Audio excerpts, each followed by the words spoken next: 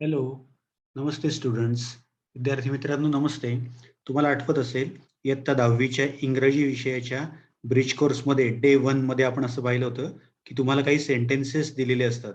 Sentence मधला पहिला part ऐकला की दुसऱ्या पार्टमध्ये काय येऊ शकतं त्याचा तुम्ही अंदाज करू शकतात, प्रेडिक्ट करू शकतात. आज आपल्याला एक नवीन भाग शिकायचा आहे. Predict the next part of the narration conversation description. याच्यामध्ये आपल्याला वाक्याचा पुढचा भाग ओळखण्याच्या ऐवजी आता आपण काय करणार आहोत की न्यूजपेपर मधली एक हेडलाईन तुम्हाला दिली जाईल आणि ही हेडलाईन वाचल्यावरती त्या न्यूजमध्ये पुढे काय काय आलेलं असेल ते आपल्याला गेस करायचं आहे, अंदाज करायचा आहे, म्हणजेच प्रेडिक्ट करायचा आहे. हा आपला आजचा डे 2 चा अभ्यास आहे. बघा आता या ठिकाणी तुम्हाला न्यूजपेपर हेडलाईन काय दिसते आहे, वाचूया आपण. महाराष्ट्र SSC एक्झाम रिझल्ट्स, टीन गर्ल फायटिंग कॅन्सर स्कोर्स 81.60%. ही हेडलाईन आहे.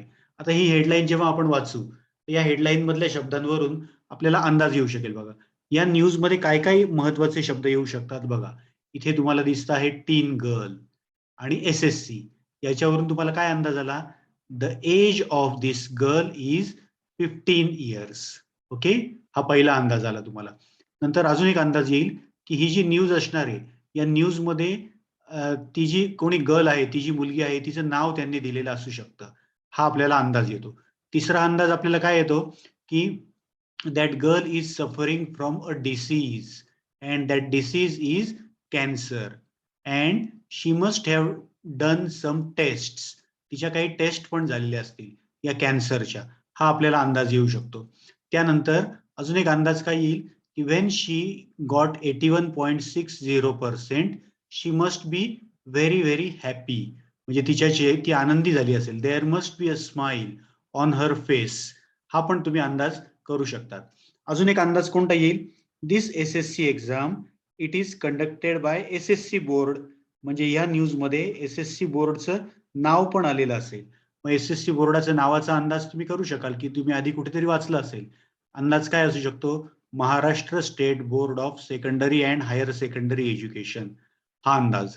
आणि हा जो रिझल्ट आहे हा कोणत्या दिवशी डिक्लेअर झालेला आहे, तो दिवस जो असेल तो पण या न्यूजपेपरमध्ये या न्यूजमध्ये छापलेला असू शकतो. कळलं? हा सगळा आता अंदाज केला आपण. आता आपण बघूया की या न्यूजमध्ये ऍक्च्युअल कोणकोणते शब्द असतील ते आता आपण बघूया. नीट बघा. 15-year old girl Divya who was detected with cancer while undergoing tests for coronavirus at the peak of the pandemic was all smiles as she managed to score 81.60% in the class 10 exams conducted by the Maharashtra State Board of Secondary and Higher Secondary Education, the results of which were declared on Friday. कळलं तुम्हाला? म्हणजे फक्त न्यूजची headline वाचून त्या न्यूजमध्ये कोणते कोणते शब्द आलेले असू शकतात याचा अंदाज आपण करू शकतो.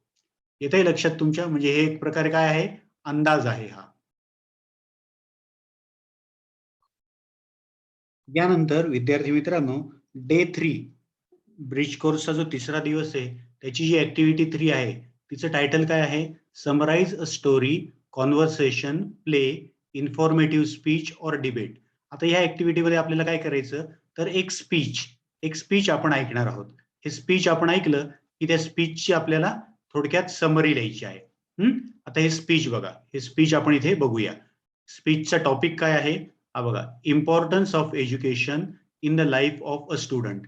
मोठं स्पीच आहे हे. हे स्पीच आपण वाचूया.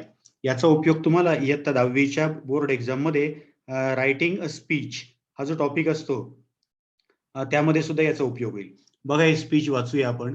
Honourable chief guest, headmaster of our school and my dear friends, today I am going to speak on importance of education in our life. Education is one of the most important and mandatory elements in the life of a student. It helps the students to do analysis while making important decisions in life. Education is essential for a student because after being educated enough, a student will be able to select a good career option for them so that they can succeed in life with the help of education. A good career provides the students financial freedom and support along with mental satisfaction. The education of the students help them in improving their communication skills. For instance, their speech, body language, and many other elements present in the communication system. Education helps the students in using the technology in a better way in this era of rapid technological development and transformation. As we all know that education is the key element of everyone's life today. Education has the value that helps in making people valuable and full of knowledge. Education is necessary for the growth of life for everyone. It has the same value for everyone equally. Everyone is having the right to learn. Without education, life can become so difficult and hard to survive. Thus, education plays vital role in our life. Thank you. हे भाषण आपण ऐकलं. मोठं भाषण होतं. आता या भाषणाची आपल्याला समरी लिहायची आहे. ती समरी लिहिताना आपण अगदी शॉर्ट मध्ये लिहिणार आहोत. आणि भाषणाची समरी लिहिणं हे सुद्धा एक प्रकारे स्किल आहे. आता ही समरी आपण कशी लिहायची ते या ठिकाणी बघूया. आता आपण एवढं मोठं भाषण ऐकलं. त्या भाषणाची आता आपल्याला समरी लिहायची आहे. Summary of speech. समरी लिहिताना आपण त्या स्पीचचं टायटल परत एकदा लिहिणार आहोत. Importance of education in the life of a student. विद्यार्थी मित्रांनो, टायटल लिहिताना बघायचं महत्वाचे शब्द आहे. त्यातलं पहिलं लेटर कॅपिटल आहे. आय कॅपिटल आहे, इथे ई कॅपिटल आहे, त्यानंतर एल इथे कॅपिटल आहे आणि इथे एस कॅपिटल आहे. आता एवढं मोठं स्पीच, त्याची समरी किती शॉर्ट मध्ये आहे तुम्ही व्यवस्थित बघू शकता. हे बघा, ही समरी या ठिकाणी दिलेली आहे. नीट बघा तुम्ही, ती समरी किती थोडक्यात दिली आहे. त्या भाषणाचा सारांश.